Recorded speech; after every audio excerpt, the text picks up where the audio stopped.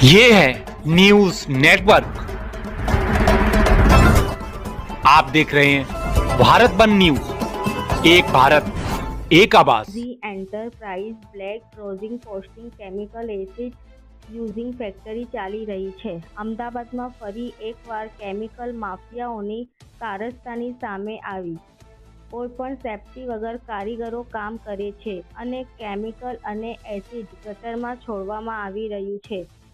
Gujarat pollution control બોર્ડના નીતિ નિયમ પરવાનગી વગર ચાલી રહી છે। જોવાનું હવે એ રહ્યું પોલીસ પ્રશાસન અને જીબીસીબી પ્રશાસન શું પગલાં લેશે।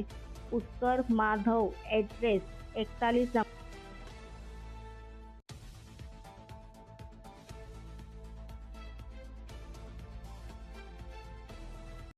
अगर आप ये वीडियो YouTube पर देख रहे हैं तो हमारा चैनल सब्सक्राइब कर लें और बेल आइकन का बटन दबाना ना भूलें।